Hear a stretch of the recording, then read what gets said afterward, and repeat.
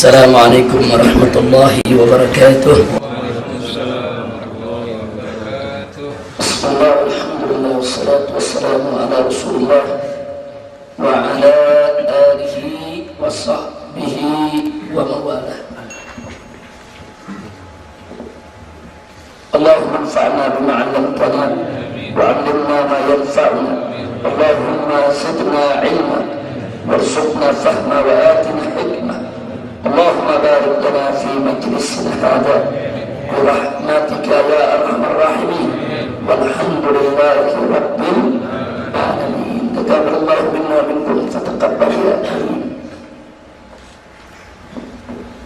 Kepada para habaib, para alim ulama, para kiai yang sama kita cintai dan kita muliakan, wabil khusus guru kita Al-Muhtaram Al-Mukarram Kiai Haji Muhammad Zain hafizahullah ta'ala wa ra'ah, yang alhamdulillah walaupun kondisi beliau belum sehat betul, tapi hari ini beliau sempatkan diri untuk duduk bersama kita di majelis ini. Biasanya beliau membacakan untuk kita semua yaitu kitab fikih.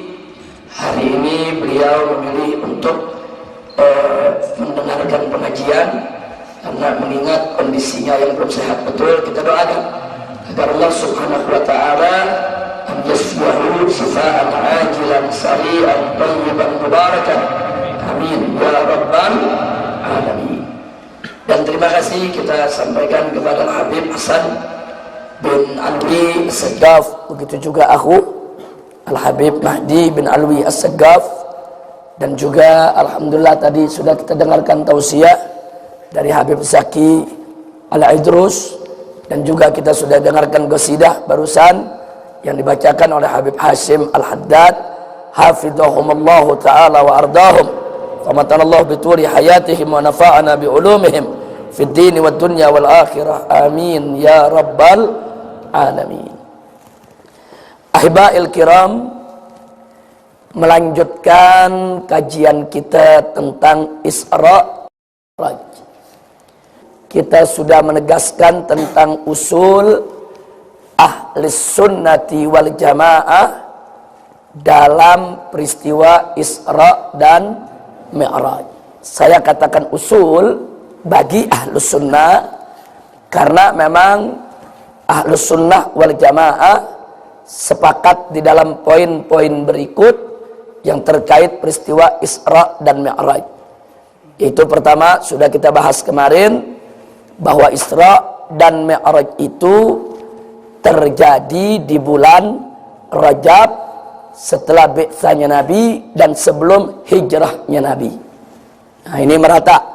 Kalangan ahlus sunnah di mana-mana punya keyakinan seperti itu. Yang kedua, ahlus sunnah juga meyakini bahwa Isra dan Mi'raj merupakan satu kesatuan kejadian. Jadi bukan kejadian yang terpisah. Nah, artinya bukan hari ini atau bulan ini Isra, bulan besok baru Mi'raj, tapi merupakan satu rangkaian kejadian. Walaupun dalil Isra dan dalil Mi'raj di dalam Al-Quran berada pada surat yang berbeda. Nah, dalil Isra ada dalam surat Al-Isra ayat pertama, dalil Mi'raj ada dalam surat An-Najm ayat 1 sampai 18. Tapi dia merupakan satu rangkaian kejadian. Dan yang ketiga, bahwa Nabi mengalami Isra dan Mi'raj di alam nyata, bukan di alam mimpi. Dan beliau mengalaminya dengan ruh dan jasad. Nah, ini juga merupakan kesepakatan ahlus sunnah wal jamaah. Artinya kalau besok Anda dengar di atas mimbar atau di majelis atau dalam tulisan atau di media cetak maupun elektronik yang mengatakan Isra Mi'raj itu hanya peristiwa mimpi atau Isra Mi'raj itu hanya ruh saja, itu bukan pendapat ahlus sunnah wal jamaah. Nah, jadi mesti kita pilih. Sebab sekarang ini kan orang baru hafal hadis satu udah naik mimbar, ayat Quran satu udah naik mimbar, bicara semau-maunya.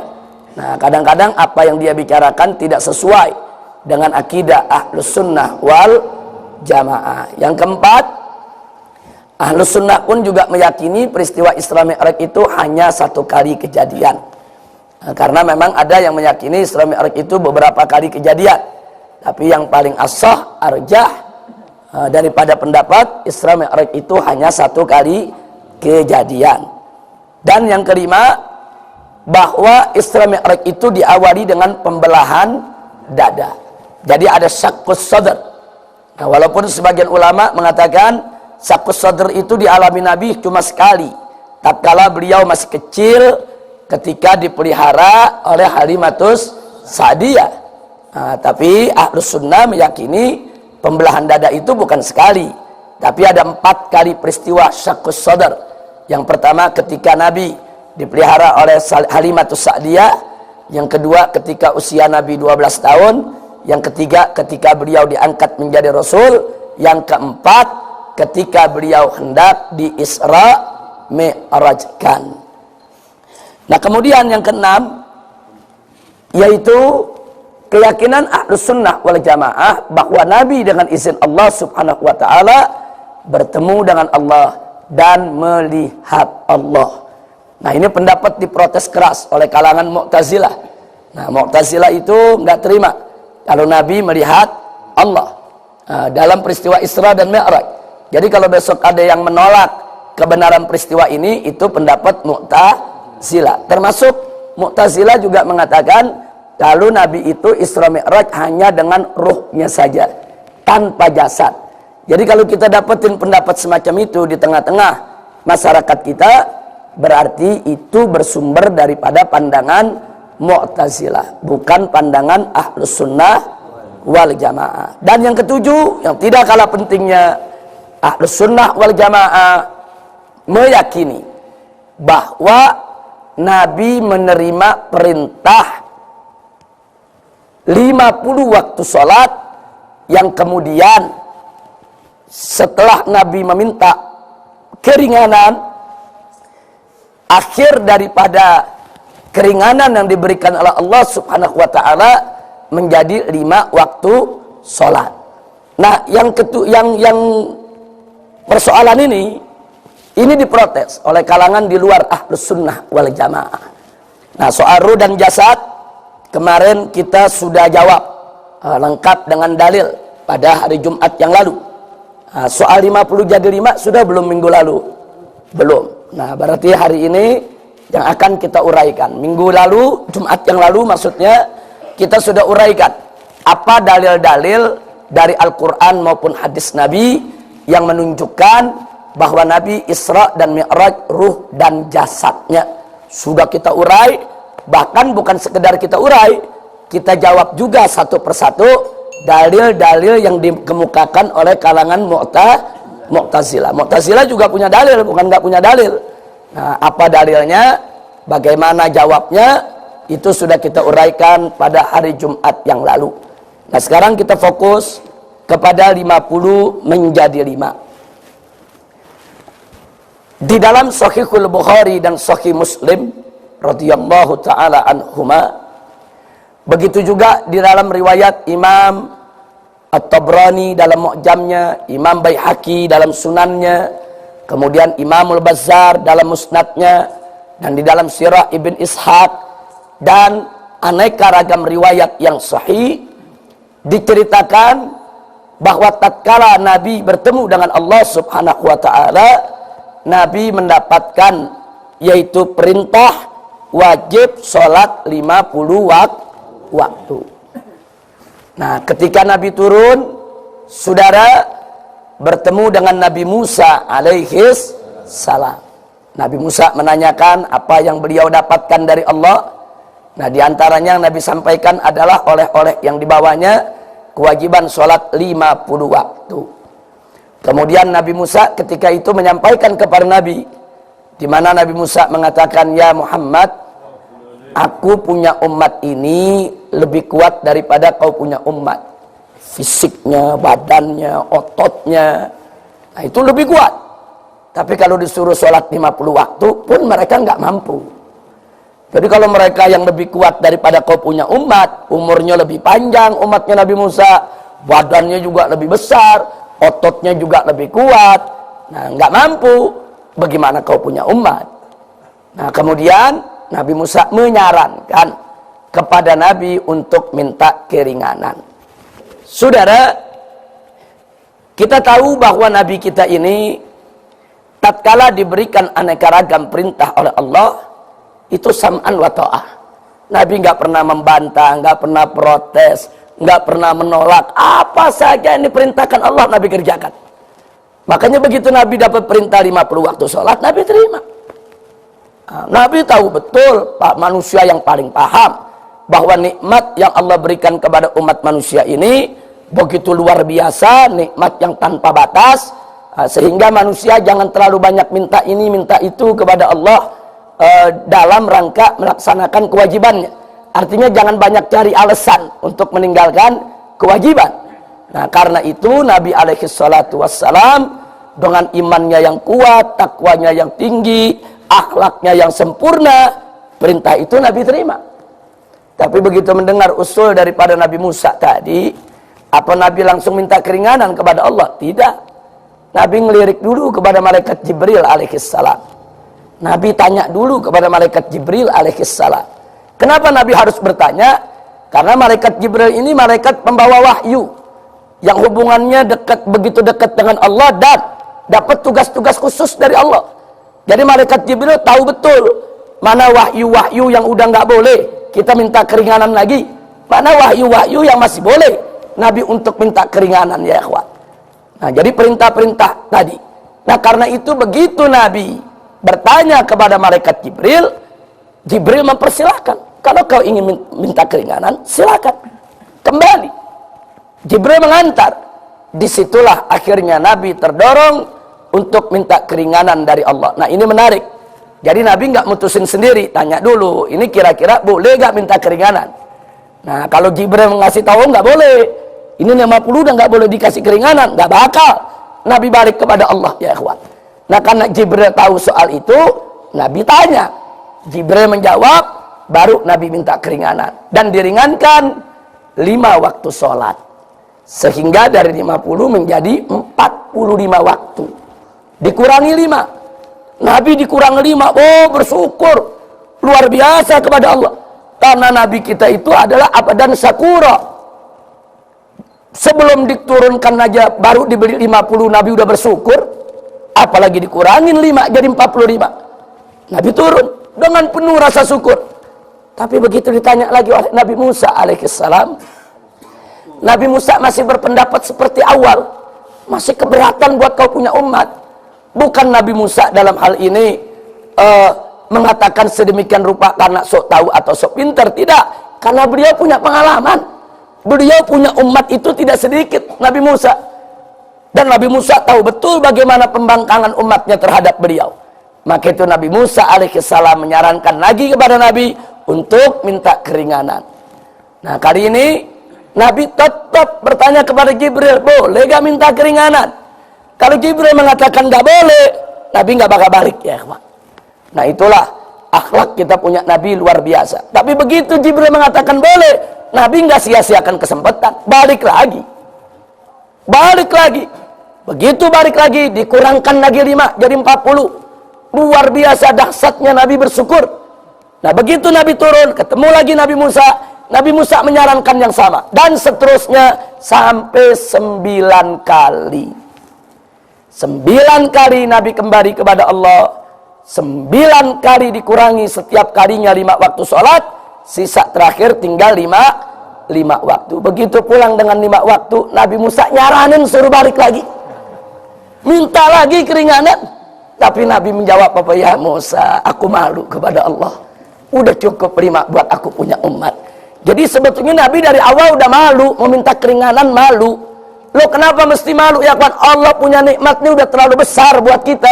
Jadi kalau Allah menuntut, yang ini wajib dikerjakan, ini nggak boleh dikerjakan, itu hak Allah. Dari awal Nabi sudah malu. Tapi untuk membela kepentingan umat, terus Nabi pulang pergi sampai 9 kali. Nah akhirnya terakhir Nabi dapat 5, Nabi Musa menyarankan balik, Nabi sudah malu untuk kembali lagi. Cukup 5 waktu sholat yang menjadi kewajiban untuk umat. Alhamdulillah. Nah saudara, saya barusan cerita hanya secara global saja, dengan makna itu yang diceritakan oleh Imam Bukhari, Imam Muslim, Imam Bazzar, Imam Tabrani, kemudian Imam Baihaqi, dan imam-imam hadis yang lainnya. Artinya Ahlus Sunnah tidak pernah ragu akan kebenaran cerita tersebut. Nah, tapi di luar Ahlus Sunnah, hadis ini dapat protes keras ya ikhwan. Luar biasa protesnya. Apa mereka bilang? Cerita 50 waktu jadi 5 itu khurafat. Itu takhayul. Itu Israiliyat. Kenapa begitu mereka katakan? Sebab Allah itu maha tahu kalau umat Nabi itu nggak mampu sholat 50 waktu. Allah maha tahu kalau umat Nabi itu hanya mampunya 5 waktu. Jadi nggak ada itu cerita 50 jadi 5. Kalau cerita 50 jadi 5, seolah-olah Allah itu tidak tahu apa-apa. Seolah-olah Muhammad itu lebih tahu dari Allah. Bahkan seolah-olah Nabi Musa lebih pintar dari Allah. Ini cerita merusak akidah. Ini cerita merusak iman, kata mereka ya ikhwan. Jadi mereka bilang nggak masuk di akal ini. Cerita yang betul, Nabi bertemu Allah, dapat perintah 5 waktu sholat, pulang, selesai. Nggak ada itu 50 jadi 5. Mereka bilang itu udah nggak masuk di akal. Bahkan mereka bilang Israiliyat. Dari mana indikasi Israiliyatnya? Sebab cerita ini terlalu memuliakan Nabi Musa. Menurut mereka, oh Nabi Musa ngasih saran kepada Nabi Muhammad, seolah-olah Nabi Musa lebih pintar dari Nabi Muhammad, lebih hebat, lebih tinggi, lebih mulia. Bahkan seolah-olah Nabi Musa lebih pintar dari Allah. Ini Israiliyat yang terlalu mengkultuskan Musa. Nah, lalu dari situ dia katakan, lalu bagaimana riwayat Bukhari Muslim? Ya bohong. Berarti dalam Bukhari Muslim itu ada hadis yang bohong. Jadi Bukhari Muslimnya itu memasukkan cerita-cerita bohong dalam kitab hadisnya. Lalu bagaimana dengan para habaib, para ulama, para kiai yang selama ini cerita di majlis-majlis mereka, di kitab-kitab mereka tentang hal ini? Mereka bilang semua pembohong. Ini pembodohan umat, ini pendangkalan akidah. Oh, luar biasa serangannya saudara. Jadi Bukhari Muslimnya diserang, habaib dan ulama kiainya diserang. Nah, jadi semua yang cerita-cerita begitu dianggap pembohong. Jadi guru-guru kita ini pembohong semua. Bukhari Muslim pembohong, imam-imam Ahlus Sunnah wal Jamaah semua pembohong. Na'udzubillah min dzalik. Nah, karena itu saya melihat persoalan ini mesti diluruskan ya ikhwan. Saudara, jangan terlalu bangga dengan logika kita. Jangan terlalu bangga dengan akal kita. Akal itu harus diikat dengan iman, supaya tidak berpikir liar. Ilmu itu harus diikat dengan iman, supaya tidak disalahgunakan. Akal kalau tidak diikat dengan iman, itu bisa liar cara berpikirnya. Ilmu kalau tidak diikat dengan iman, itu bisa disalahgunakan. Nah sekarang mari kita lihat prinsip Ahlus Sunnah wal Jamaah. Prinsip Ahlus Sunnah wal Jamaah, amanna billah wa bima jaa anillah ala muradillah. Kami beriman kepada Allah dan kami beriman dengan apa saja yang datangnya dari Allah sesuai dengan keinginan atau maksud dan kehendak Allah. Amanna bi Rasulillah wa bima jaa an Rasulillah ala muradi Rasulillah. Kami beriman kepada Rasulullah sallallahu alaihi wasallam dan kami beriman dengan apa saja yang datang dari Rasulullah sallallahu alaihi wasallam sesuai dengan maksud dan kehendak keinginan Nabi alaihi salatu wassalam. Jadi intinya amanna bisyariah wa saddaqna bisyariah. Jadi kita ini beriman kepada syariat yang datang dari Allah, yang dibawa oleh Nabi, dan kita percaya dengan sepenuh hati. Ini prinsip Ahlus Sunnah wal Jamaah. Nah, mari kita uraikan soal yang nomor 7 ini ya ikhwan. Untuk menguraikannya, satu, bahwa ahlus sunnah wal jamaah selalu tunduk kepada Al-Quran dan As-Sunnah serta Al-Ijma'. Loyalitas ahlus sunnah wal jamaah, loyalitas kepatuhan kepada Allah dan Rasulnya serta kepada ijma' itu mutlak, tidak bisa ditawar. Apa saja yang Allah dan Rasulnya ceritakan pasti ahlus sunnah percaya. Apa saja yang Allah dan Rasulnya tetapkan pasti ahlus sunnah terima tanpa membantah. Itu adalah ciri khas ahlus sunnah wal jamaah. Termasuk peristiwa Isra dan Mi'raj. Peristiwa Isra dan Mi'raj Allah ceritakan dalam Al-Quranul Karim, dalam surat Al-Isra, dalam surat An-Najm. Kita terima dengan iman. Kita yakin kalau peristiwa Isra Mi'raj itu terjadi. Nah kemudian Nabi menceritakan rinciannya. Bagaimana kejadian Isra Mi'raj itu?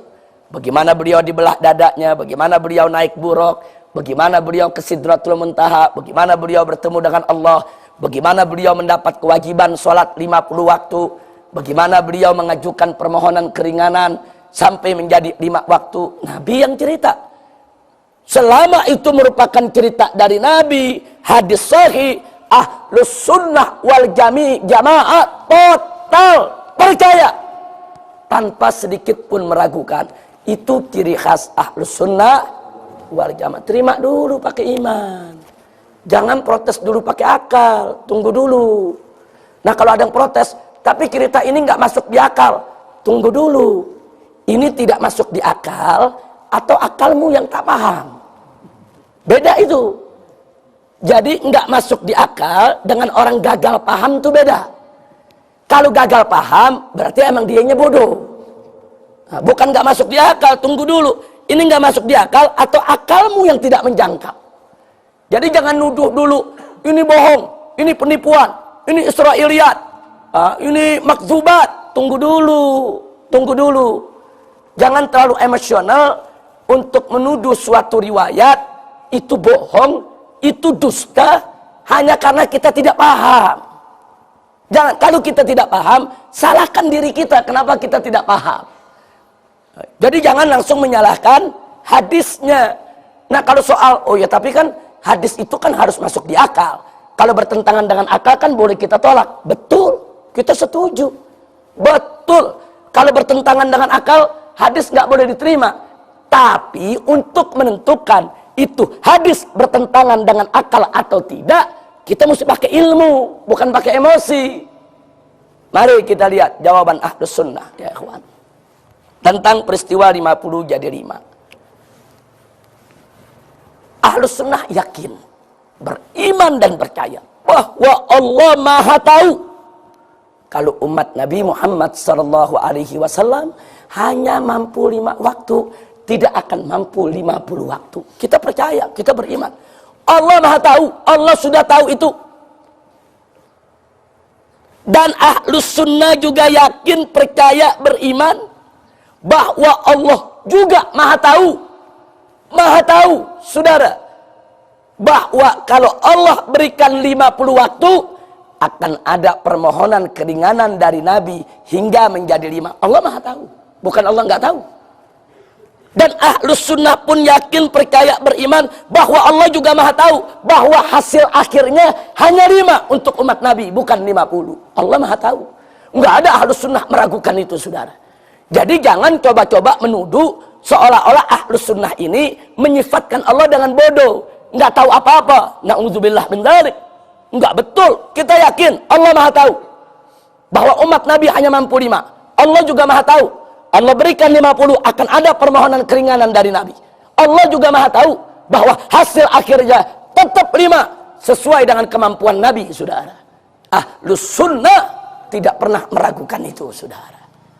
Nah itu jawaban yang kedua. Jadi yang pertama, jawaban tadi sudah merupakan ciri ahlus sunnah wal jamaah sepenuhnya total percaya dengan cerita Allah dan Nabinya dalam Al-Quran maupun hadis sahih. Jawaban yang kedua, bahwa ahlus sunnah mutlak yakin beriman bahwa Allah Maha Tahu kalau umat Nabi cuma mampu 5. Dan Allah juga tahu kok, kalau Allah berikan 50 akan ada mohon keringanan, dan Allah Maha tahu kok hasil akhirnya tetap hanya 5. Nah, jawaban yang ketiga, kalau Allah Maha tahu bahwa hasil akhirnya ada 5, kenapa Allah nggak langsung kasih 5 saja?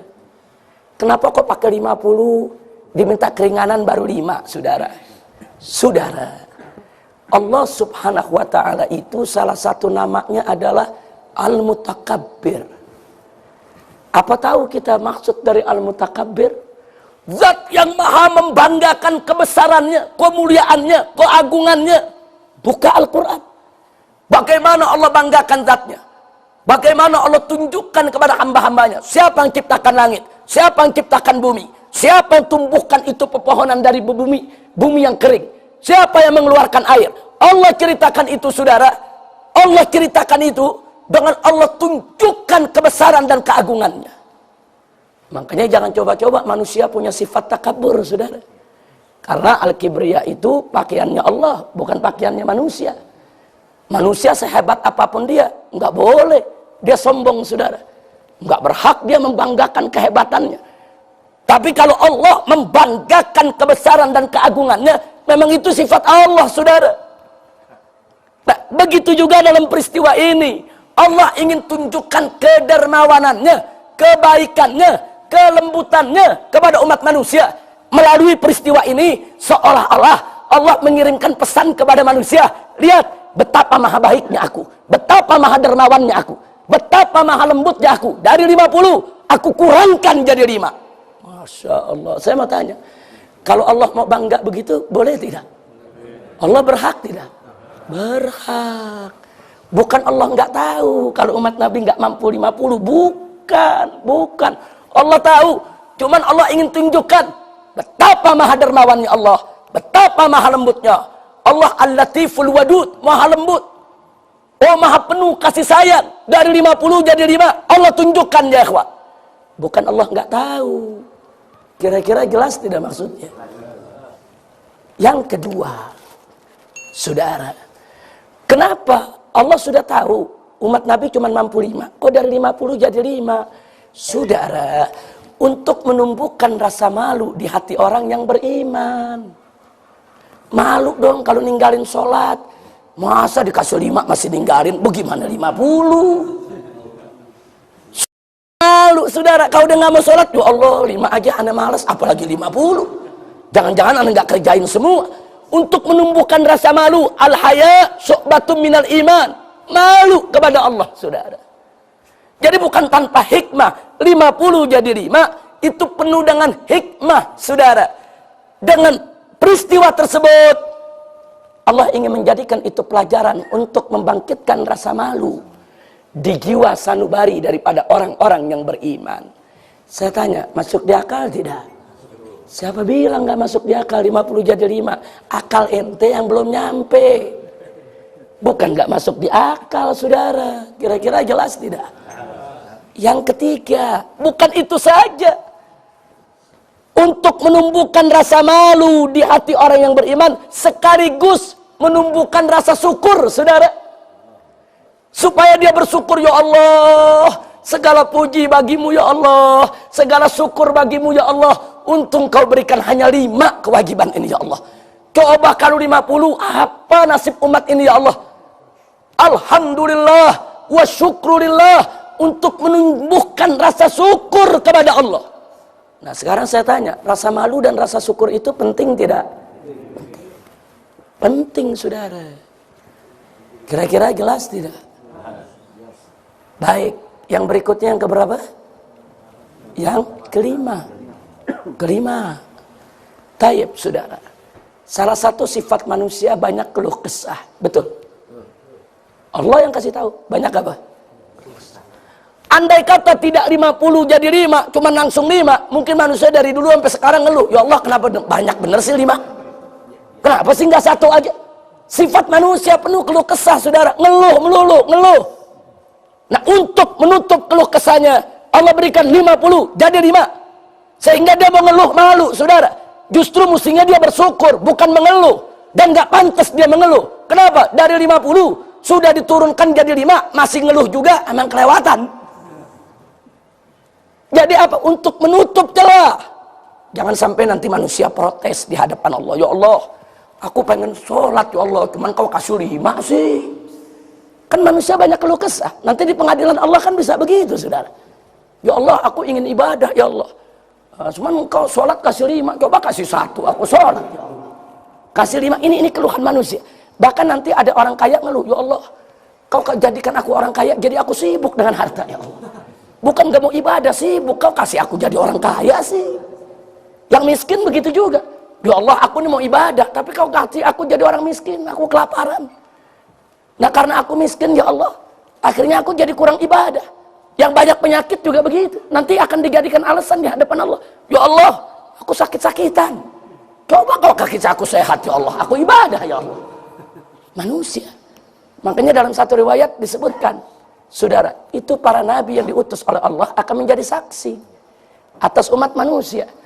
Yang kaya, yang beralasan karena sibuk dengan kekayaannya nggak bisa ibadah, saudara, Allah panggilkan Nabi Sulaiman. Lebih kaya mana kau dengan Sulaiman? Sulaiman kaya, raja, saudara, tetap ibadah kepada Allah.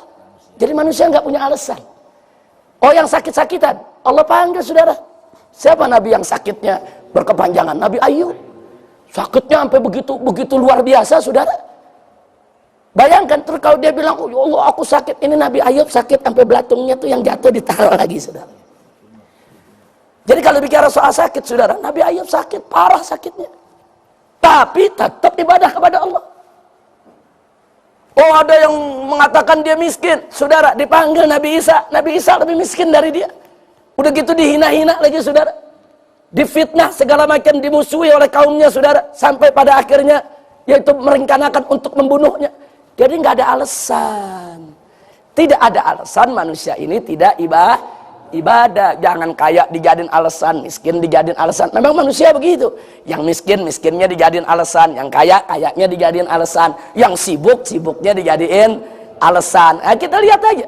Kalau ada orang kita ajak ngaji, kenapa sih? Wah, saya sibuk nih, banyak kerjaan. Nggak mau ngaji dia, saudara. Coba kalau yang miskin, bagaimana? Wah, saya nanti dah, saya lagi sulit nih, lagi susah, lagi menderita. Nantilah kalau udah senang baru saya ngaji. Jadi semua sudah sakitnya dijadikan alasan, sibuknya dijadikan alasan, begitu. Nah, peristiwa Isra Mi'raj ini Allah tutup itu pintu alasan, saudara.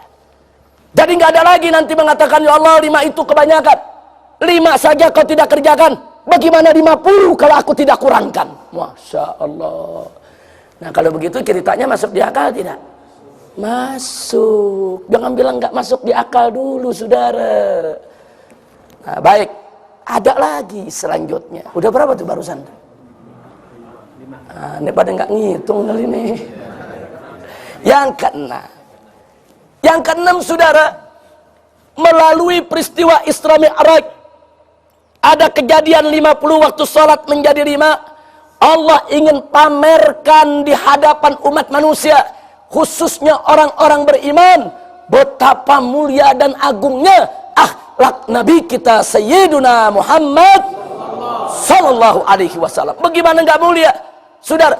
Untuk minta keringanan buat umatnya, untuk cinta kasih buat umatnya, Nabi rela 9 kali pulang pergi menghadap Allah, walaupun harus menanggung beban malu, saudara. Subhanallah. Saya kasih contoh dalam kehidupan sehari-hari. Kita dapat kewajiban bayar pajak, betul. Namanya PBB, betul. Nah, kebetulan PBB kita begitu kita buka, setahun mesti bayar pajak 5 juta.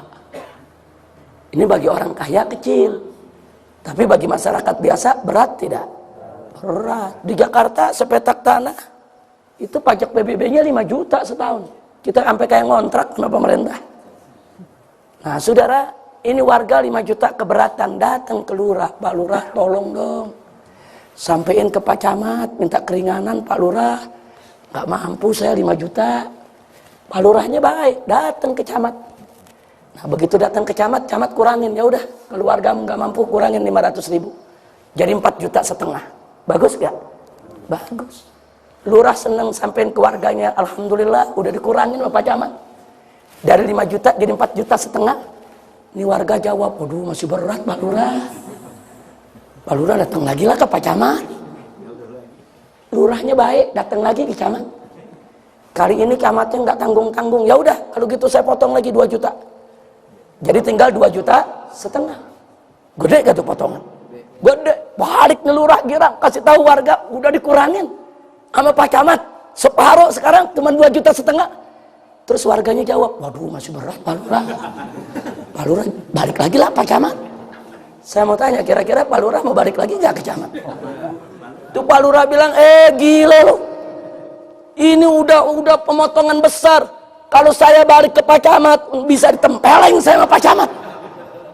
Takut dia balik lagi, saudara. Bisa dimarahi saya sama Pak Camat.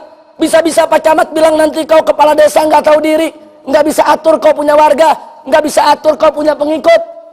Nggak berani lurah balik lagi, saudara. Kira-kira begitu nggak? Ini Nabi alaihi salatu wassalam diberikan kewajiban 50 waktu. Allah udah kurangin 5, balik lagi. Allah kurangin 5, balik lagi. Allah kurangin 5, balik lagi. Kalau yang terakhir sisa 5, andai kata Nabi tidak terlalu malu kepada Allah, bukan nggak mungkin Nabi minta keringanan lagi, saudara. Tapi Nabi mengatakan cukup ya Musa. 5 waktu cukup, aku punya umat. Karena saking malunya, saudara. Artinya jawaban Nabi kepada Nabi Musa, aku malu ya Musa. Berarti memang 9 kali Nabi pulang pergi kepada Allah bukan tanpa beban. Sebab untuk 50 waktu Nabi mampu, saudara. Untuk 5 waktu Nabi bisa mengerjakannya. Kenapa Nabi rela pulang pergi? Untuk umatnya. Nabi pamerkan di depan orang-orang yang beriman, di depan hamba-hambanya. Lihat aku punya Nabi, lihat aku punya Rasul, lihat aku punya Habib, aku punya kekasih. 9 kali pulang pergi minta keringanan hanya untuk kepentingan umatnya. Subhanallah. Itu berarti Nabi sedang dipamerkan oleh Allah Subhanahu wa ta'ala. Ternyata ceritanya jadi masuk di akal tidak? Masuk. Pantas 50 jadi 5. Banyak pelajaran di dalamnya. Nah, lalu bagaimana tentang Musa? Saudara, ini juga pelajaran. Yang ketujuh, saudara. Melalui peristiwa Isra dan Mi'raj, Allah tunjukkan kepada kita semua betapa akhlak kita punya Nabi.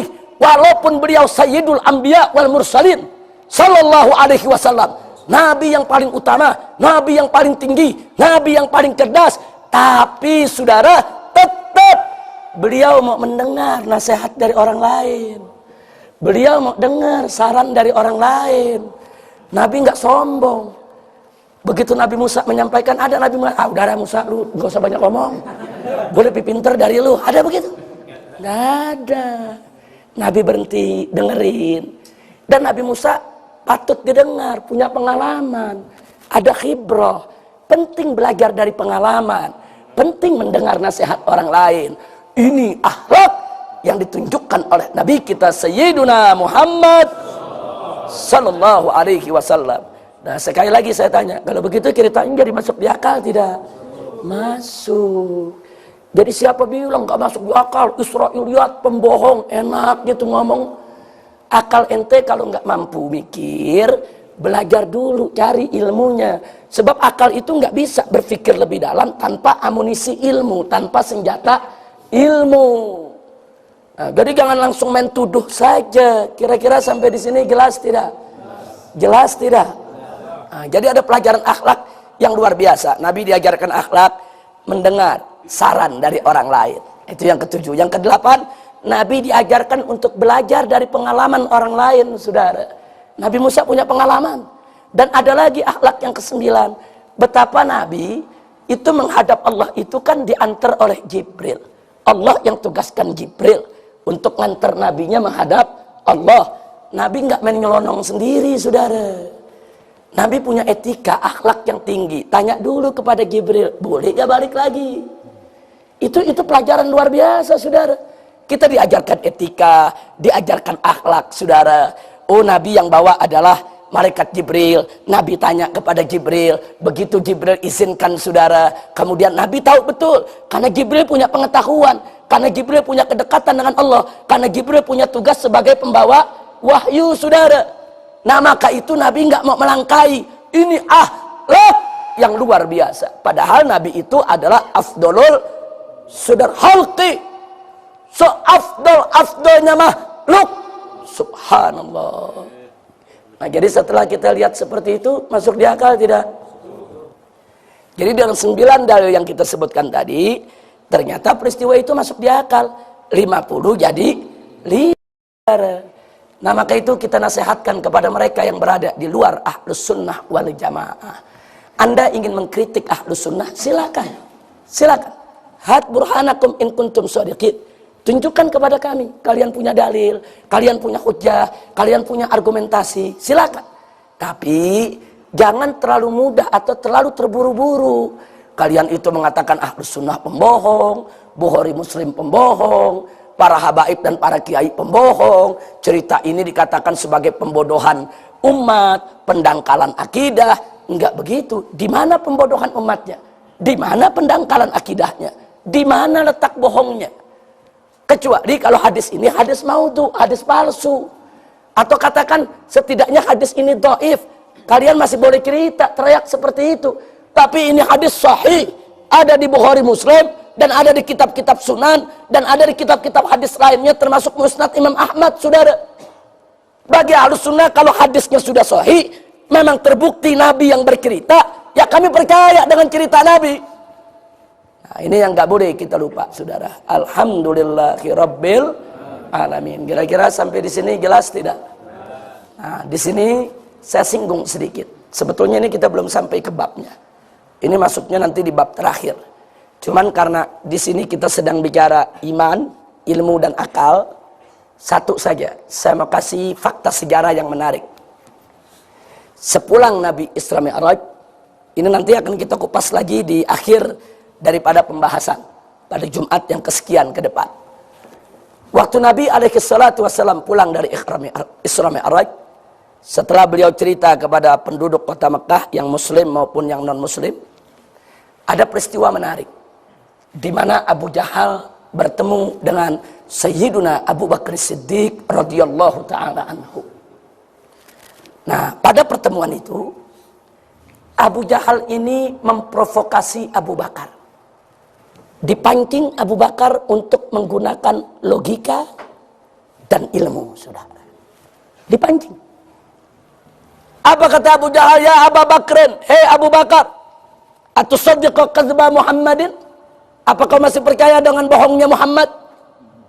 Abu Bakar, pakai akal sehatmu, pakai otak warasmu, pakai dong ilmumu. Kan kau pengalaman dari kota Mekah ke Palestina dengan menunggang kuda, menunggang unta tanpa istirahat. 15 hari 15 malam baru sampai. Pulang pergi 1 bulan. Lalu Muhammad bercerita hanya dalam waktu sebagian malam pulang pergi dari Mekah ke Palestina. Pakai akal sehatmu, pakai otak warasmu, hai Abu Bakar. Jangan terlalu mudah atau terlalu terburu-buru. Kalian itu mengatakan Ahlus Sunnah pembohong, Bukhari Muslim pembohong, para habaib dan para kiai pembohong. Cerita ini dikatakan sebagai pembodohan umat, pendangkalan akidah. Enggak begitu. Di mana pembodohan umatnya? Di mana pendangkalan akidahnya? Di mana letak bohongnya? Kecuali kalau hadis ini hadis maudhu, hadis palsu. Atau katakan setidaknya hadis ini dhaif. Kalian masih boleh cerita, teriak seperti itu.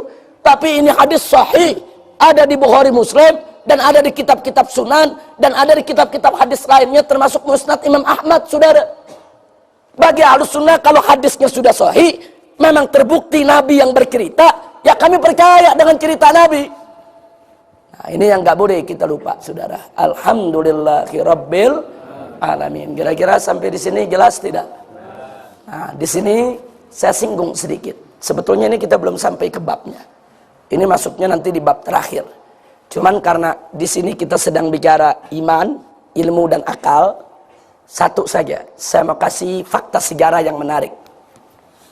Sepulang Nabi Isra Mi'raj, ini nanti akan kita kupas lagi di akhir daripada pembahasan pada Jumat yang kesekian ke depan. Waktu Nabi SAW pulang dari Isra Mi'raj, setelah beliau cerita kepada penduduk kota Mekah yang muslim maupun yang non muslim, ada peristiwa menarik di mana Abu Jahal bertemu dengan Sayyiduna Abu Bakar Siddiq radhiyallahu taala anhu. Nah, pada pertemuan itu Abu Jahal ini memprovokasi Abu Bakar. Dipancing Abu Bakar untuk menggunakan logika dan ilmu, saudara. Dipancing. Apa kata Abu Jahal? Ya Abu Bakrin, hei Abu Bakar, atusaddiqu kadzba Muhammadin? Apa kau masih percaya dengan bohongnya Muhammad? Hei Abu Bakar, pakai akal sehatmu, pakai otak warasmu, pakai dong ilmumu. Kan kau pengalaman dari kota Mekah ke Palestina dengan menunggang kuda, menunggang unta tanpa istirahat. 15 hari 15 malam baru sampai. Pulang pergi 1 bulan. Lalu Muhammad bercerita hanya dalam waktu sebagian malam pulang pergi dari Mekah ke Palestina. Pakai akal sehatmu, pakai otak warasmu, hai Abu Bakar. Pakai ilmumu. Abu Bakar dipancing untuk gunakan akal dan ilmu, saudara. Gunakan logika dan ilmu. Tapi Sayyidina Abu Bakar nggak terpancing. Sebab kalau Sayyidina Abu Bakar pakai logika, sulit logika menguraikannya. Bagaimana logika bisa ngurain? Ada seorang manusia di zaman tersebut yang bisa melakukan perjalanan begitu jauh dalam waktu yang singkat. Kalau Abu Bakar mau jawab pakai ilmu manusia belum sampai, saudara. Kalau zaman sekarang kita jawab pakai ilmu, mudah. Sekarang orang katakan dari Masjidil Haram di Mekah sampai Al-Masjidil Aqsa di Palestina, itu dalam waktu 1 jam bisa sampai. Kita nggak kaget.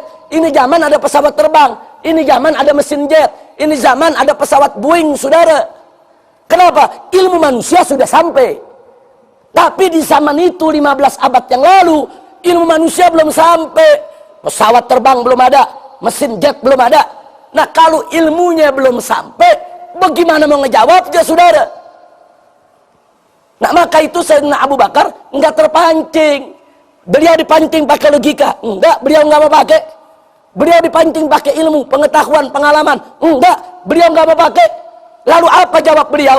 Begitu Abu Jahal bertanya, "Atusaddiqu kadzba Muhammadin?" Apa kau percaya dengan bohongnya Muhammad? Sayyidina Abu Bakar langsung menjawab, "Lau qala Muhammadun ab'ada min dzalik, wallahi la saddaqtu." Masyaallah. Apa kata Sayyidina Abu Bakar, saudara? Andai kata Nabi Muhammad bercerita ab'ada min dzalik, lebih jauh dari itu, artinya lebih jauh dari Isra Mi'raj, lebih aneh, lebih ajaib, saudara, lebih sulit dipahami daripada Isra Mi'raj. Selama Nabi yang cerita, walaupun itu cerita lebih dahsyat, lebih luar biasa daripada Isra Mi'raj, wallahi, demi Allah, la saddaqtu, niscaya pasti aku percaya dan aku benarkan. Allahumma shalli wa sallim. Coba lihat, saudara. Ini jawaban luar biasa, nggak pakai logika, nggak pakai ilmu, pakai iman. Makanya Sayyidina Abu Bakar dijuluki As-Siddiq. Itu bukan julukan main-main, saudara. Kenapa dijuluki As-Siddiq? Beliau membenarkan cerita Nabi tatkala orang lain mendustakannya. Beliau terima bulat-bulat itu cerita Nabi tanpa reserve. Nggak ada sedikit pun keraguan. Bulat beliau terima, percaya. Saudara, sementara orang lain masih mempertanyakannya. Ini iman macam mana ini, saudara? Enggak mau repot-repot pakai logika. Pokoknya kalau Nabi cerita, udah benar. Selesai. Subhanallah. Ini namanya menjawab dengan iman. Iman itu ajaib. Iman bisa menjawab yang logika belum bisa menguraikan. Iman bisa menjawab yang ilmu belum sampai, saudara. Itu iman. Makanya akal ini anugerah Allah yang luar biasa besarnya. Tapi cara menggunakannya ikat dengan iman. Ilmu itu anugerah Allah yang luar biasa. Tapi cara menggunakannya ikat dengan iman. Kalau akal tidak diikat dengan iman, jadi liar. Ilmu tidak diikat dengan iman, jadi disalahgunakan. Makanya sekarang kita lihat, banyak orang-orang liberal, itu gelarnya profesor doktor, saudara. Artinya otak mereka itu cerdas, mereka belajar. Orang pinter, bukan bodoh. Berpendidikan tinggi, keluar negeri. Sampai dapat gelar profesor doktor, saudara. Nah, tapi akhirnya mereka terlalu bangga dengan logika dan ilmunya. Mereka lupa dengan iman. Akhirnya apa yang terjadi? Mereka halalkan yang haram, haramkan yang halal. Itu yang terjadi, saudara. Tapi dikafirin nggak mau. Kalau kita kafirkan, nggak mau mereka, saudara. Bahkan mereka merasa paling Islam, paling iman. Kenapa bisa terjadi, saudara? Karena logika yang mereka punya, ilmu yang mereka punya, saudara, tidak diikat dengan iman. Nah, jadi iman itu ajaib, iman itu luar biasa. Iman itu adalah anugerah Allah yang luar biasa. An-nikmatul kubra. Nikmat yang paling besar diterima oleh seorang manusia adalah iman. Saya tidak katakan akal itu tidak besar. Saya tidak katakan ilmu itu tidak besar. Akal, ilmu itu dua nikmat yang luar biasa besarnya dari Allah. Tapi jangan lupa, iman adalah nikmat yang terbesar. Ikat itu akal, ikat itu ilmu. Jangan sampai lepas daripada iman. Nah itu yang perlu kita ingat. Jadi luar biasa jawaban Sayyidina Abu Bakar Siddiq radhiyallahu taala anhum ketika itu betul-betul satu jawaban yang dilandaskan kepada iman. Dan di kemudian hari, ternyata akhirnya jawaban Sayyidina Abu Bakar itu bisa dibuktikan dengan logika, dengan ilmu. Cuman ketika itu ilmunya memang belum sampai, tapi sekarang ilmunya sudah sampai. Oh, nggak heran lagi, kenapa bingung? Kalau manusia aja bisa menciptakan satu kendaraan untuk menempuh jarak jauh dalam waktu yang singkat, apalagi Allah yang Maha Kuasa. Nah, jadi artinya itu kalau di zaman sekarang orang masih meragukan peristiwa Isra Mi'raj, ya kelewatan, saudara. Nah, kalau sekarang masih meragukan, kelewatan. Sebab sekarang udah bisa dijawab dengan logika, udah bisa dijawab dengan ilmu. Nah, dulu di zaman Nabi harus dijawab dengan iman. Ilmu, saudara, dan logika nggak sampai. Di zaman sekarang pun ada persoalan-persoalan yang logika dan ilmu nggak sampai, saudara. Contohnya, kalau kita bicara surga dan neraka, mau dilogikakan bagaimana? Emang ada yang bisa melogikakan surga neraka? Nggak bisa. Emang ada yang pernah lihat surga dan neraka di antara kita? Nggak ada. Ilmunya nggak sampai, saudara. Nggak sampai. Maka itu iman kepada adanya surga dan adanya neraka, saudara. Untuk bisa percaya, yakin, menerima, kuncinya adalah iman. Iman. Wajib kita percaya, saudara. Nah, kalau kita mau rasionalisasikan, bagaimana merasionalisasikannya? Nggak bisa. Nggak ada di antara kita yang pernah punya pengalaman masuk surga sama neraka. Kalau ada yang punya pengalaman, dia bisa jadi saksi kita tuh. Anda pernah ke surga, Anda jadi saksi. Nggak bisa, saudara. Di antara kita, karena itu banyak masalah-masalah ghaibiyat, masalah-masalah alam gaib yang diceritakan oleh Allah dan Rasulnya dalam Al-Quran maupun hadis harus diterima dengan iman. Diterima dengan iman. Iman itu sangat penting, saudara. Nah, karena itu kalau ada profesor, doktor, kelihatan ilmunya tinggi, akalnya tajam, ilmunya luas, tapi ujung-ujungnya ateis, tidak percaya dengan keberadaan Allah, tidak percaya dengan agama. Itu tadi, saudara. Karena akal dan ilmunya dibiarkan berpikir liar, ilmunya disalahgunakan, akhirnya dia jadi melenceng daripada ajaran agama. Na'udzubillah min dzalik. Nah, baik. Saya pernah membahas di majelis ini. Saya pernah bahas di majelis ini untuk membuktikan iman itu teramat penting. Salah satunya kita ambil dari dialog yang terjadi di antara Al-Imam Abu Hanifah radhiyallahu ta'ala anhu dengan Al-Imam Muhammad Al-Baqir, yaitu ayah daripada Imam Ja'far Shadiq. Al-Imam Abu Hanifah memberikan pelajaran kepada kita ketika ditanya oleh Imam Muhammad Al-Baqir tentang konsep berfikirnya, saudara. Nah, saya tidak mau cerita panjang lebar soal konsep berfikirnya, tapi ada yang menarik. Yang menarik, kita diberikan contoh pertama soal sholat dan puasa. Sholat dan puasa sama-sama wajib, tapi sholat lebih wajib daripada puasa. Dalam rukun Islam pun sholat disebutkan lebih dulu daripada puasa. Dan nggak sampai di situ, sholat juga merupakan imaduddin, yaitu tiangnya agama. Tapi ada yang menarik. perempuan yang haid, saudara, itu wajib mengqadha sholat yang ditinggalkan karena haidnya. Sementara sholat yang ditinggalkan karena haidnya tidak perlu diqadha. Itu aturan syariat. Nah, ini kalau pakai logika, saudara, pakai logika tanpa iman, nggak bisa diterima, saudara. Kenapa? Mari kita lihat logika liar ini, saudara. Ini saya sebut logika liar. Dia akan katakan apa? Kalau sholat saja yang lebih tinggi dari puasa tidak perlu diqadha, apalagi puasa. Itu logika. Jadi kalau sholat tidak perlu diqadha, maka perempuan-perempuan yang haid tidak perlu mengqadha puasanya. Itu namanya logika. Atau sebaliknya, logika lihat. Sebaliknya, puasa saja yang tidak lebih tinggi daripada sholat mesti diqadha, apalagi sholat. Maka kalau pakai logika liar, mestinya perempuan yang haid wajib untuk mengqadha sholatnya. Kenapa? Puasa aja wajib diqadha, apalagi sholat. Itu logika.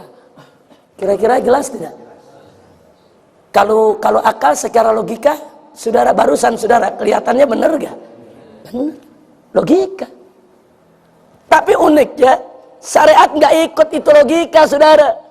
Enggak, syariat punya aturan, pokoknya puasanya diqadha, sholatnya enggak, titik.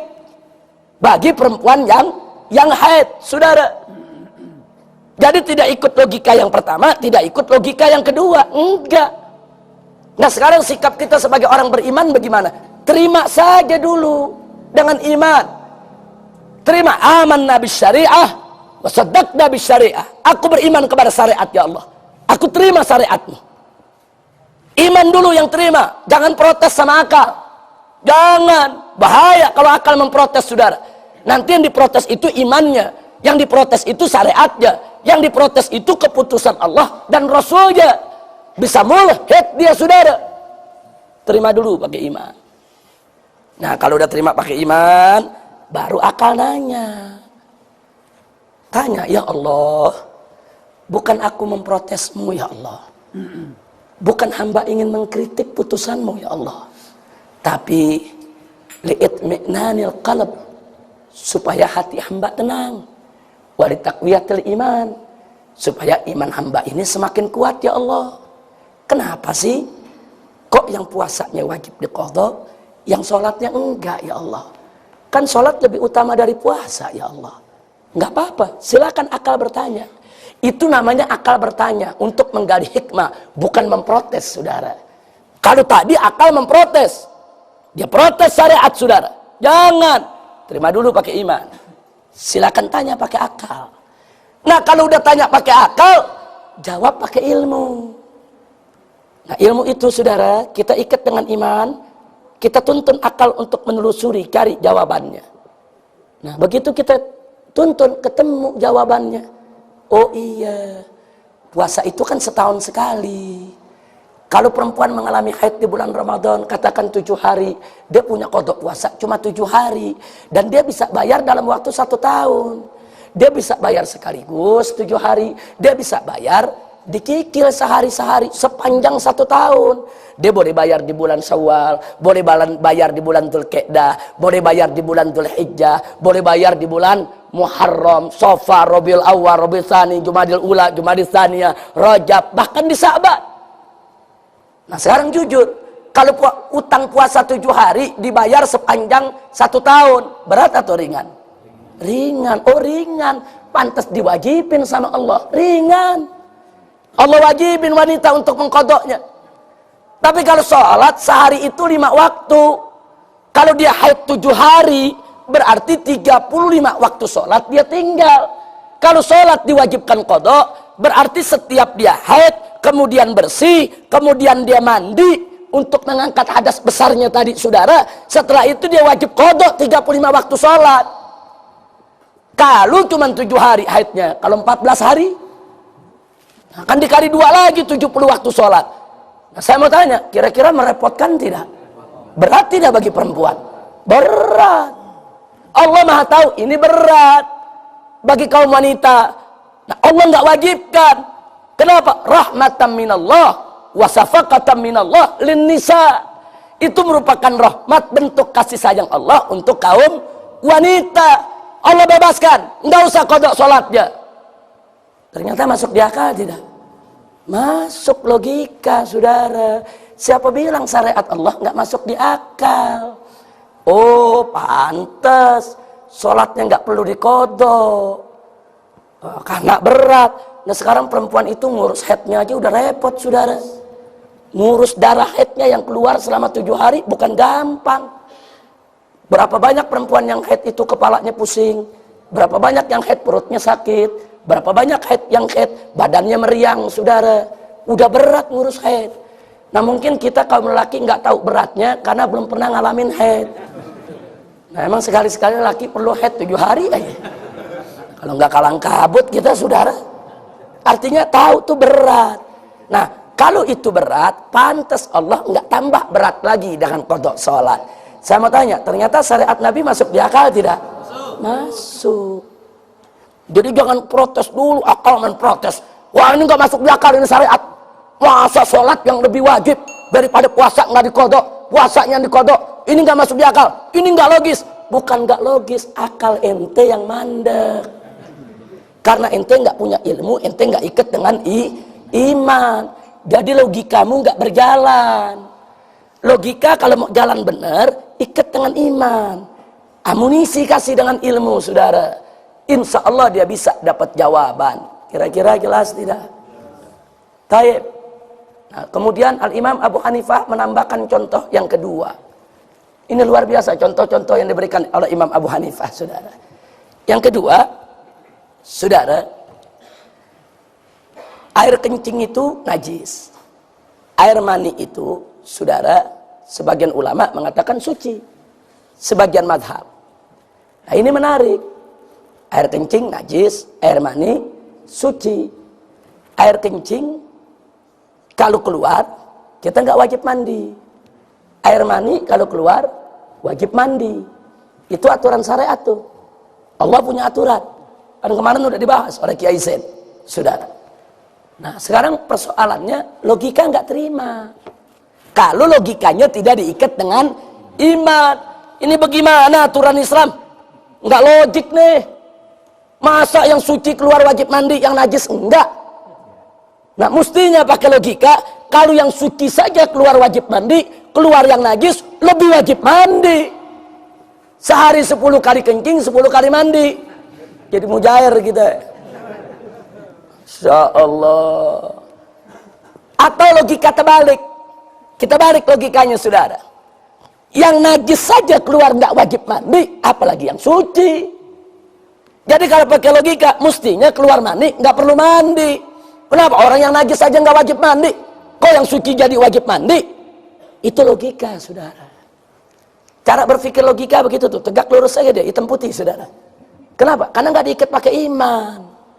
Nah Islam nggak begitu, saudara. Terima dulu pakai iman, ya Rabb. Aman nabi syariah, sadaq nabi syariah. Aku terima, ya Allah, kau punya aturan. Aku beriman, ya Allah, dengan kau punya aturan. Keluar mandi, wajib mandi. Keluar air kencing, tidak wajib mandi. Aku terima, ya Allah. Terima pakai iman. Habis itu akal boleh nanya, tapi jangan protes. Ya Allah, untuk menambah ketenangan jiwa, kekuatan iman, kenapa sih? Kok yang suci keluar nggak wajib mandi? Yang suci keluar wajib mandi, yang najis kok justru enggak? Kenapa ya Allah? Kenapa? Kan mestinya kalau yang najis tidak wajib mandi, apalagi yang suci. Atau dibalik, kalau yang suci aja wajib mandi, apalagi yang najis. Kenapa ya Rob? Nah silakan akal nanya. Untuk apa? Gali hikmah. Habis itu jawab dengan ilmu. Yang dituntun dengan iman. Ajak itu akal berpikir. Terus berpikir, saudara. Nah, dapat jawabannya. Ada 2 jawaban, saudara. Pertama seperti tadi. Orang itu kalau kencing, sehari itu frekuensinya tinggi. Bisa 5 kali. Kalau diwajibkan mandi, alangkah repot dia punya hidup. Dia mau sholat subuh. Oh semalam sebelum tidur saya kencing. Berarti mesti mandi. Mesti mandi, sudah. Nggak bisa ambil wudhu begitu aja. Nah, habis selesai ntar zuhur mau sholat lagi. Tadi habis sarapan saya kencing. Berarti mesti mandi lagi. Nah, terus begitu mau sholat asar, saudara, ingat tadi habis makan siang kencing juga, ya mesti mandi lagi. Nah begitu mau maghrib, saudara, dia ingat tadi kayaknya jam 5 saya kencing, saudara, mesti wudhu lagi mau sholat maghrib. Nanti begitu maghrib mau sholat isya, saudara, pakai ingat barusan habis makan malam kencing, dia mandi lagi. Jadi berapa kali mandi? 5. Saya mau tanya jujur, kira-kira kalau begitu kewajibannya, repot gak hidup kita? Sibuk, repot, saudara, repot. Apalagi tinggal di Megamendung yang dingin, mandi 5 kali ya saudara, beku kita punya badan. Alangkah repotnya kalau itu diwajibkan, saudara. Nah, akal nerima, oh pantas keluar kencing nggak wajib mandi supaya nggak merepotkan hidup umat manusia. Yuridullah bikumul yusra wala yuridu bikumul usra. Allah menginginkan untuk kamu kemudahan, bukan kesulitan. Oh, kita dibuat mudah sama Allah, kita punya hidup. Masuk di akal tidak? Nah, lalu kenapa keluar yang suci kok wajib mandi? Nah, itu kan keluar mani kan nggak tiap hari. Mani kan keluar sekali-sekali. Paling kan yang tiap hari pengantin baru. Iya. Nah, kalau yang bukan pengantin baru kan nggak tiap hari keluar. Bisa sebulan sekali, bisa 2 bulan sekali, bisa 6 bulan sekali. Maaf, ada setahun bininya nggak ditengokin. Ada, saudara. Artinya apa? Saya cuma ingin menyebutkan air mani itu keluar sekali-sekali. Kalau diwajibkan mandi, tidak membebankan, tidak memberatkan, pantas diwajibin mandi. Masuk di akal tidak? Nah, tambahan lagi, saudara. Orang kalau keluar mani, maaf, 75% tenaga hilang, lemes. Betul? Saya mau tanya nih, kita kalau kerja ke sawah dari pagi sampai sore, capek nggak? Capek sore, wah lemes badan, capek, udah berkeringat. Kita pengen seger, ngapain? Mandi. Kenapa? Mandi itu memulihkan tenaga. Tenaga hilang, saudara, mandi itu pemulihan tenaga. Makanya kalau orang keluar mani, Nabi anjurkan buru-buru mandinya, jangan ditunda, supaya kita aktif lagi, giat lagi. Kalau pagi keluar mani, kita nggak mandi, sampai sore kita lemes, males, saudara. Mau terima males, mau terima tamu males, mau baca kitab males, mau ngajar males, saudara. Tapi coba mandiin segera, saudara. Begitu mandu, badan segar, kita siap untuk beraktivitas lagi, saudara. Oh, pantas keluar mani disuruh mandi untuk pemulihan tenaga. Masuk di akal tidak? Masuk. Sedangkan kencing, saudara, kan gak ada yang ngos-ngosan. Emang kencing buang tenaga? Enggak, kecuali kencing batu. Ini kencing ini justru bikin lega, saudara. Coba kalau kita kebelat kencing, kita tahan nih, mau kencing, saudara. Mau duduk salah, mau diri salah, mau ngajar salah, mau pergi salah, mau duduk sama tamu salah, udah serba salah, saudara. Tapi begitu kita kencingin, lega. Justru kencing itu, saudara, dia itu nggak menghilangkan tenaga, justru melegakan kita beraktivitas. Oh, pantas keluar kencing nggak wajib mandi, cukup istinja, bersihkan najisnya. Ya nanti kalau mau sholat, cukup berwudu. Subhanallah, ternyata masuk di akal tidak? Masuk. Jadi jangan protes dulu, kenapa begini, kenapa begitu, ini nggak logik, ini syariat Islam nggak masuk di akal. Bukan nggak masuk di akal, akal ente yang nggak nyampe. Kira-kira jelas tidak? Nah, itu yang saya sebut dengan istilah gagal paham. Itu namanya gagal paham. Dia punya logika, dia punya ilmu, tapi pahamnya gagal. Kenapa bisa gagal paham? Karena tidak diikat dengan iman. Ada satu lagi pelajaran dari Imam Abu Hanifah. Yang ketiga adalah, saudara, Abu Hanifah mengingatkan tentang bagi waris. Kita kalau lihat perempuan sama laki, saudara, mana yang lebih kuat? Lelaki. Ar-rijalu qawwamuna 'alan nisa. Bahkan Allah sebut dalam Al-Quran, kalau yang namanya lelaki itu pemimpin lebih kuat daripada wanita. Nah, berarti jujur, berarti kalau bicara yang lebih lemah, laki atau perempuan? Perempuan. Nah, kalau pakai logika, yang lemah itu kan kebutuhannya lebih banyak.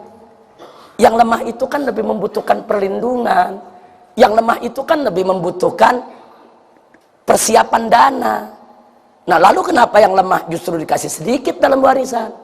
Lah kok yang kuat dikasih lebih banyak?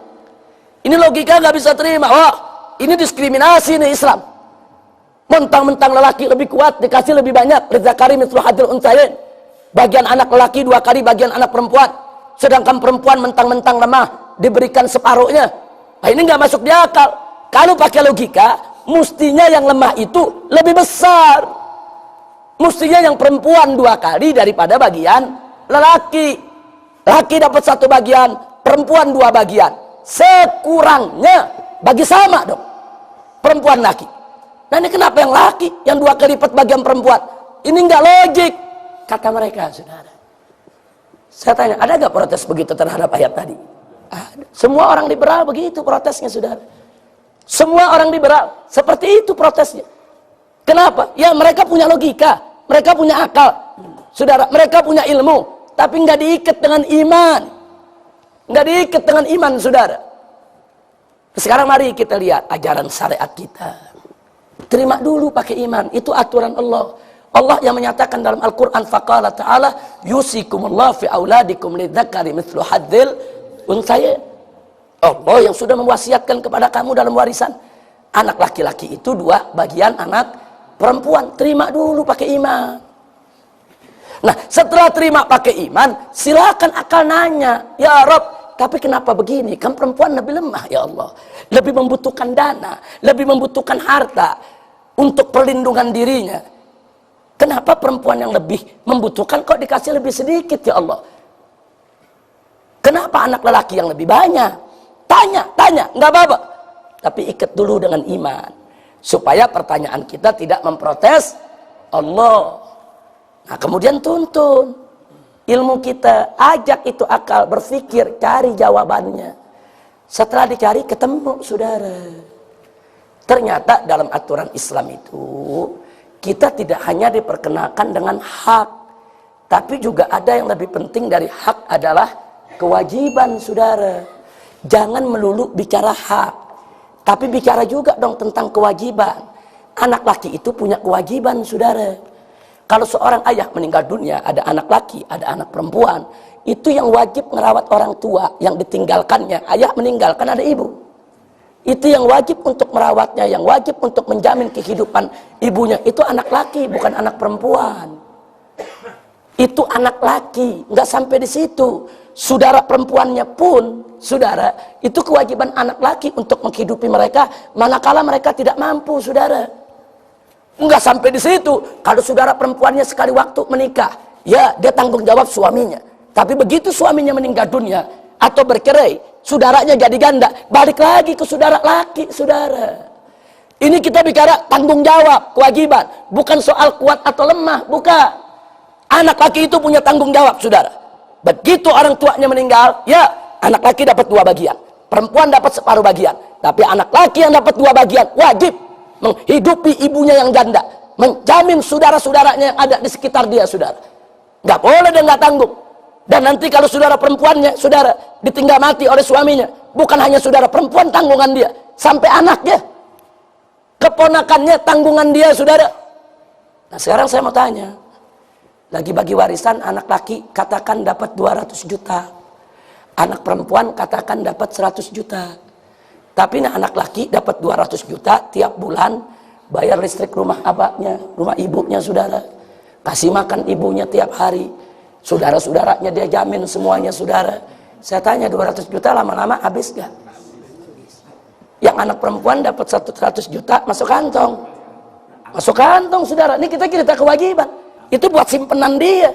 Dia nggak wajib keluarin, saudara. Itu untuk simpenan hidup dia. Nah, kalau hitung-hitungan berarti yang dapat siapa?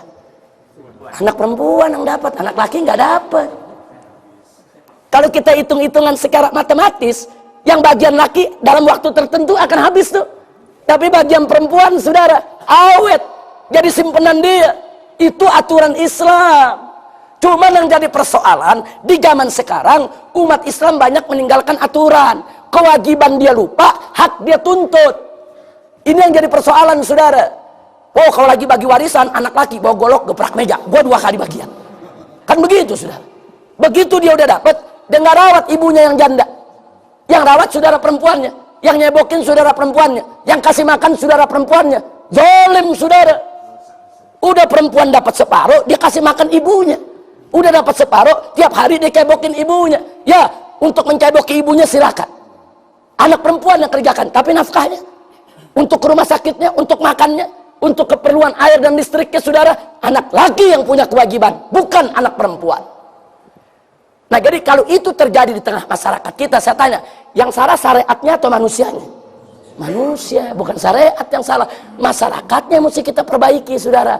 Kasih tahu, anak lelaki, jangan cuma ngotot minta 2 bagian saat pembagian warisan, tapi ingat kalian punya tanggung jawab.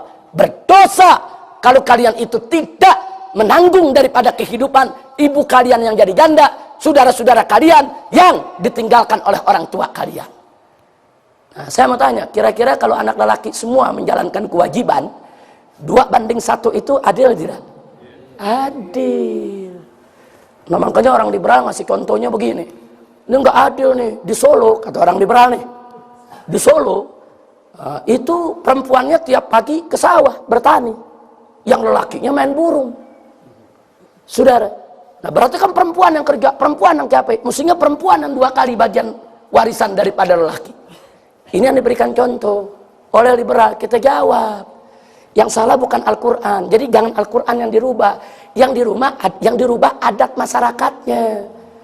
Jadi kalau memang di Solo ada masyarakat, ada sebagian masyarakat yang perempuannya kerja ke sawah, lakinya main burung, dirubah. Lakinya suruh ke sawah, perempuannya yang main burung. Nah, kan mesti dirubah. Jangan syariat yang dirubah, jangan Al-Quran yang dirubah. Adatnya yang harus disesuaikan dengan aturan Allah dan Rasulnya. Nah, kesimpulannya, contoh-contoh yang diberikan oleh Abu Hanifah tadi, saudara, ternyata syariat masuk di akal tidak? Masuk. Oh, laki-laki 2:1 dengan perempuan masuk di akal. Siapa bilang nggak masuk di akal? Siapa bilang diskriminasi? Siapa bilang tidak adil, saudara? Hati-hati menggunakan akal. Nah, ini sebetulnya dulu dalam pengajian sudah saya sampaikan, tapi saya hanya ingin menegaskan betapa bahayanya memakai akal, logika, dan ilmu tanpa diikat dengan iman. Nah, maka itu syukurilah nikmat iman yang Allah berikan kepada kita. Alhamdulillah. Nah, itulah pelajaran kita pada hari ini. Memang kita hanya fokus di poin 7 saja, yaitu bahwa betul riwayat yang menceritakan ada kejadian Allah subhanahu wa ta'ala mewajibkan 50 waktu, kemudian Nabi minta keringanan yang berakhir menjadi 5 waktu. Nah, riwayat ini kita terima dengan iman. Dan apa yang diceritakan para habaib, para kiai, para ajangan selama ini lewat majelis-majelis mereka semua, itu adalah benar adanya. Nah, bagi mereka yang ingin, sebagaimana Jumat yang lalu saya sudah tunjukkan, bagi mereka yang ingin membaca Isra Mi'raj dengan singkat, ringkas, tapi padat dengan riwayat, nah, itu bisa baca kitab Isra Mi'raj. Ini karangan Imam Suyuti dan Imam Ibnu Hajar Al-Asqalani. Atau kalau mau lihat lebih singkat lagi dan lebih kronologisnya lebih rapi diatur dengan beberapa hikmah, nah silakan kita baca kitab Al-Anwarul Bahiyah min Isra wa Mi'raj Khairul Bariyah. Ini karangan daripada Abuya Sayyid Muhammad bin Alwi Al-Maliki, guru kami tercinta radhiyallahu taala anhu wa anna wa ankum jami'an. Jadi dalam kitab ini luar biasa. Bukan hanya beliau cerita secara kronologis, tapi juga lengkap dengan dalil-dalilnya dari ayat Al-Quran dan hadis-hadis sahih. Bahkan ada ziyadatul fawaid, di mana beberapa subhah dijawab, beberapa keraguan dijawab. Nah, tidak sampai di situ saja, juga ada penggalian hikmah dari kejadian ke kejadian. Kenapa begini, kenapa begitu. Dan teristimewanya lagi, beliau susun dengan uslub asri, uslub muasir, dengan susunan bahasa Arab yang mudah dipahami, karena susunan-susunan yaitu abad ini dengan bahasa yang mudah dipahami, dengan bahasa yang mudah dicerna. Nah, silakan kalau mereka yang ingin lebih dalam lagi bicara tentang Isra dan Mi'raj. Baik, sebelum kita tutup, kalau ada 1-2 pertanyaan atau ada para habaib guru kita yang ingin menambahkan dalam persoalan ini, fal yatafaddal. Silakan. Nah, silakan kalau ada pertanyaan. Jason mau nambahin? Antum belum bicara dari tadi. Silakan. Habib Zaki ada tambahan? Silakan. Yang mau menambahkan boleh. Jadi jangan nanya aja, mau nambahin juga boleh. Kiai, Ustadz, silakan. Nah, ini semuanya sahdu nih. Teman ngomong-ngomong diamnya ngerti apa enggak ngerti nih? Mudah-mudahan diam ngerti. Amin ya rabbal alamin. Pokoknya amanat saya jangan lupa, jangan keluar dari akidah Ahlus Sunnah wal Jamaah. Jadi kalau ada kritik-kritik, protes-protes, enggak ada masalah kritik-kritik, protes-protes. Kalau kita belum bisa jawab, tanya sama guru kita, sama kiai kita untuk menjawabnya. Supaya kita tidak mudah terjebak kepada paham-paham di luar Ahlus Sunnah wal Jamaah. Nah, sebab peristiwa yang tadi tuh saya pernah dengar langsung saya dengar dengan kuping saya sekitar 5, 6 atau 7 tahun yang lalu di atas mimbar. Untungnya saya ceramah yang kedua. Jadi penceramah pertama mengatakan, saudara, ceramahnya udah bagus. Dari awal tuh udah bagus dia punya ceramah. Begitu terakhir dibilang itu 50 jadi 5 khurafat itu. Takhayul tuh nggak ada riwayatnya, nggak ada hadisnya tuh. Dia bicara di atas mimbar, saudara. Bagian akhir kita biarkan. Nah begitu dia turun, saya tegur, Anda salah, nggak ada riwayat. Itu ada Bukhari Muslim. Kaget dia. Oh iya, ada Bukhari Muslim. Iya, ente baca kitab mana? Nah ini karena sembarangan baca kitab yang ada di pasar, saudara. Iya, baca kitab anu-anu. Jangan. Baca kitab sumbernya. Baca kitab ulama Ahlus Sunnah wal Jamaah. Nah begitu saya ceramah, saya luruskan. Tanpa harus mempermalukan dia ya kawan. Nah kita luruskan, ini ada riwayat, bukan nggak ada riwayat. Kita jawab satu persatu. Nah karena itu artinya ada saudara kita yang sebetulnya dia Ahlus Sunnah. Cuman karena salah baca kitab, akhirnya salah menyampaikan saudara. Nah itu nggak ada masalah, itu karena salah. Tapi kan tetap punya dampak, umat yang dengar. Umat kan taunya ini Ahlus Sunnah saudara. Dampaknya ada. Apalagi kalau yang ceramah itu bukan Ahlus Sunnah. Dia punya target. Nah dia punya target apa? Untuk melemahkan Bukhari, untuk melemahkan Muslim, untuk melemahkan Ahlus Sunnah. Nah itu lebih berbahaya saudara. Nah maka itu hal-hal yang seperti ini harus kita pelajari, kita dalami untuk membentengi akidah umat Islam, khususnya Ahlus Sunnah wal Jamaah. Baik, keterangan-keterangan bahwa Nabi Isra dan Mi'raj ruh dan jasadnya. Yang pertama ayat yang tadi. Jadi manakala Allah mengatakan subhanalladzi asra bi'abdihi. Pertama asra, kata asra, Allah memperjalankan nabinya, itu dijadikan dalil oleh Ahlus Sunnah berarti ruh dan jasad. Karena Allah tidak mengatakan memberikan mimpi, tapi Allah menyatakan memperjalankan. Kalau memperjalankan, maka yang diperjalankan adalah ruh dan jasad. Yang kedua kata bi'abdihi, kata abdun di dalam ayat yang lain abdan idza shalla. Jadi kalau abdan idza shalla berarti ruh dan jasad. Kemudian ada lagi keterangan yaitu tentang surat Al-Isra ayat 60 kalau tidak salah kemarin kita jelaskan yang digunakan oleh Mu'tazilah. Mu'tazilah mengatakan ayat itu menyebutkan bahwa Nabi itu diberikan ru'yah oleh Allah. Nah, jadi waja'alna ru'yah. Jadi dia berhenti sampai di situ. Jadi Allah mengatakan dalam Al-Quran dan kami jadikan untuk Nabi itu ru'yah. Ru'yah itu kan secara bahasa mimpi. Nah, tapi ini dibantah oleh Ahlus Sunnah. Karena ada lanjutan itu ayat. Ar-ru'ya allati arinaka, dan Allah jadikan itu sebagai fitnatan linnas. Nah, jadi Ahlus Sunnah menyatakan andai kata itu mimpi, nggak mungkin jadi fitnah, nggak mungkin jadi imtihan. Kalau dikatakan fitnatan linnas sebagai ujian buat manusia, berarti ruh dan jasad. Karena kalau itu jawaban dari beberapa ayat yang diberikan keterangan oleh Ahlus Sunnah. Dan yang lebih menariknya lagi, di kalangan Ahlus Sunnah menyebutkan andai kata Nabi mimpi, enggak nantinya orang-orang kafir Quraisy membantah, mengingkari asadul istinkar. Jadi kalau Nabi mimpi, siapapun bisa mimpi. Kalau Nabi cerita mimpi, orang kafir enggak ngatain Nabi gila, enggak ngapain Nabi enggak waras. Justru Nabi diprotes oleh orang-orang kafir seperti Abu Jahal tadi waktu bicara dengan Abu Bakar Siddiq radhiyallahu taala anhu, gunakan akalmu, gunakan otakmu yang waras. Kenapa? Karena Nabi ceritanya bukan ruh saja, bukan perjalanan rohani, tapi dia merupakan perjalanan ruh dan jasad. Tapi memang Habib, ada satu riwayat dari Siti Aisyah yang Siti Aisyah mengatakan mafaqattu jasada Rasulillah sallallahu alaihi wasallam fi lailatin usriya bih. Jadi memang Siti Aisyah ada satu riwayat yang dipakai oleh kalangan Mu'tazilah mengatakan aku tidak kehilangan jasad Nabi dari sisiku ketika Nabi di Isra Mi'rajkan. Tapi riwayat ini dibantah oleh Ahlus Sunnah wal Jamaah. Dibantahnya kenapa? Karena ketika terjadi Isra Mi'raj, Siti Aisyah belum jadi istri Nabi. Siti Aisyah belum sekamar dengan Nabi.